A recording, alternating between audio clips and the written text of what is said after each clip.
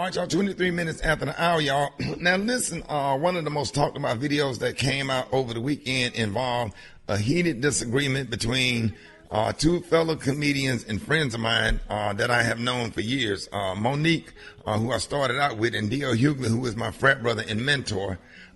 It's crazy because D.L. is my frat brother and mentor, and Monique and I have stayed at each other's house, spent the night, and started open mic night together. We're both scheduled to perform at the Fox Theater in Detroit. Now, the show took a turn when Monique came out and went off about some issues that was going on backstage. And I found the whole thing really hurtful, disturbing, embarrassing. Here's a clip. Y'all don't understand. I was ready to walk the up out of here, but I said I can't let the people down of Detroit because the promoters as raggedy as a See, I'm going to tell you, I'm going to break it down to the Detroit. The contract said that the is the headliner. She is the headliner. That's what I signed the up for. I'm 30 plus years in this business, and I don't open for nobody. The contract said the headliner, but a named D.L. Hughley turned into a and said, I won't perform if she does that. I won't go out if she does that. You open for the kings of comedy, I close for the queens of comedy. So when I leave this, the headliner has left. So you came to my home and you put your feet under my table. I don't get down like that. You talk about young thugs and because of their names, your name is DL. What the does it stand for? With the wrong one. Yeah, Monique been doing comedy 32 years because we started out together because I'm 32 years in. DL been doing it 37, 38 years. I just want to be clear on that. Now, there's been several posts going back and forth on social media, so I wanted to try and have a fair and open discussion on what took place. So I decided to call a couple of my fellow comedians, to get their perspective on the situation. Y'all, please help me welcome comedians Luenell. My sister Luenell and I, we have a baby together. We kind of messed around a little bit on the road. Started out with they didn't have enough hotel rooms, so we have a kid together, I think. And comedian Luenell, is that true? Is that fair? Now, see, here you go putting our business on the air, just like Monique. Now, what are you doing? Okay, that's right. We'll talk about it later. And thank you. and my good friend comedian Marvin Hunter. What up, Marvin? Good morning. Hey, man, thank y'all for joining us. Now, Luenell, let's start out with you now. What were your thoughts? Will you stop calling me Luenell, Rickey? I said Luenell. The ends, hey, Luenell, the ends ain't coming out. We got a whole ass baby, and you still don't know my name. hey, Luenell, when I was putting in that work, hey, I said it right that night, right? Look. Yeah, you was hollering my name that night.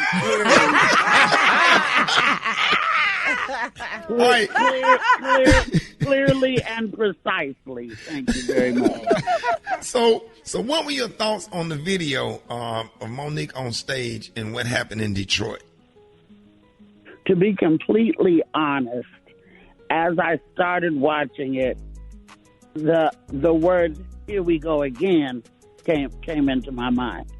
I really have been pulling from Monique this whole time, and I had told everybody, I said, everybody goes down, but everybody gets up, and somebody's going to give her a job. She's going to do something incredible, and she's going to be on everybody's tongues again. And that's what I truly believed when 50 came out and said he was going to have Monique join Black Mafia family. Then Lee Daniels came with his too much, too little, too late apology only after he heard about 50 messing with Monique. Then Lee came back, double back. So I thought that everything was going to be good. Personally, I couldn't care less about this funk because it seems very ego-based to me.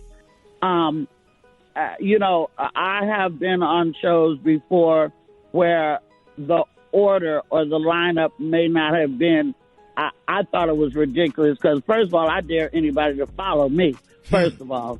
But I have been on shows with maybe what I thought was possibly a not as experienced or lesser known comedian. And then, if it don't affect my money, I will just go out there in whatever order you put me in, smash, and let you see what you can do. But what I would say with this situation seems more promoter-based than it does, well, I'm not following her. Well, let me go first. DL came up with paperwork that said he was headlining. But then Monique came up with paperwork that said she was headlining.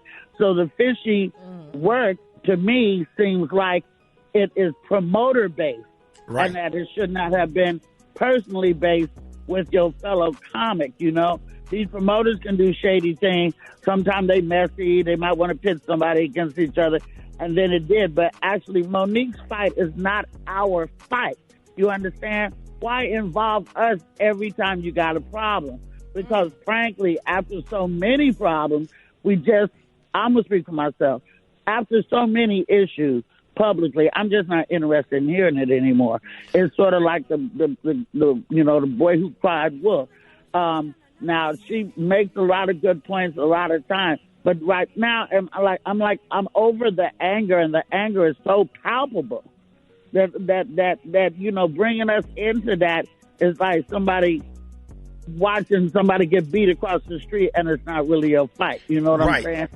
Right. It's too much for me, and I'm not going to be involved in it. And I'm pretty sure I'm not going to speak on it again, except for your show, Ricky. I love you, Luenell, and I really appreciate it. Marvin, you here? Yes, sir. Yes, sir. Comedian Marvin Hunter. You got his name right. Oh, you got his name right. Oh, okay.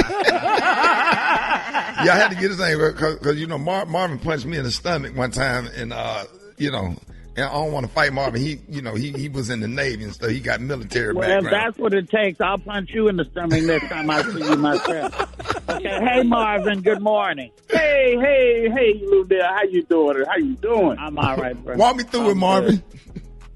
Hey, brother. Being a younger get gay, it's like watching mama and daddy fight. Like, mama, don't do daddy like that. You know what I'm saying? Don't throw the grease on him like that, mama. It's very, very unfortunate for me as a younger comic, to sit here and watch this. I feel like there's a time and place for everything, and that the anger, as we never say, it might be misplaced because as things are unfolding, it seems like it may be the promoter's issue. She has an issue with more the promoter than DL, and she made it about black women when I think it's just about ego. That's about ego. Those things tend to happen. It tends to happen when you have, two people who are on top. Just like, I think Luenell said, I've been in similar situations. Definitely, I'm not in that same tax bracket, but I've been in similar situations where as long as my money right, I don't care what you put me at. Yeah, Marvin. Coincidentally, I do a lot of shows with Bruce. And there are times where Bruce, the promoter say, "Hey man, Bruce want to go first," or "Hey, Bruce want to close it." Like even on the Martin tour, it was some nights where I was closing the show, and when we got to California, we got to L.A. The promoter was like, "Hey, Michael Blackson is closing because this is town." I'm like, cool, I don't care. I will go first, second, third, fourth, fifth, or whatever. I'm gonna be funny as hell, Luenell, as long as it don't change my money. And then the question is it worth it? Is it worth losing that relationship? I'm not gonna fight with Michael Blackson and Bruce. Bruce is like my real brother. I literally believe that we some kin, and anything with Bruce and Lavelle Crawford. And I got a comedian that Lavelle Crawford will roast you to death, but anything with them, whatever they want to do, whatever make any comedians comfortable or whatever, there's been times where I was like, I don't want to follow that because it was just too much profanity and I got a church act. You know what I mean? Mm-hmm. And I said, let me go first and get mine out the way because it's hard to go behind you smashing your girlfriend to how many of y'all joined the church last Sunday. You know, sometimes when it comes to the technical side, like, cause it's once you go there with the audience or whatever, you know, it's kind of downhill from there. You can't bring them back up. Talk about doing some Kurt Franklin jokes and remember this song right here. And when your grandmama gave you that look, that don't go behind Wolf Monkey. So right. But now see, being that they do have the label headliner, because sometimes people try to do, they co-headline. There's only one headliner. Whoever's last, that's who headliner. We don't know whether the money did change. That might have fueled her. We don't know that. We don't know if the money did change. And we don't know if they was getting the same, but we don't know that. And then also, just like you said, a promoter may come to you and say, hey, Bruce wants to go last. And that may not be Bruce's call at all. That might be the promoter saying that. So there's a lot of factors that go into this, and you can't get everything off of Instagram. We weren't there. We don't know. And I'm just actually not concerned with this issue.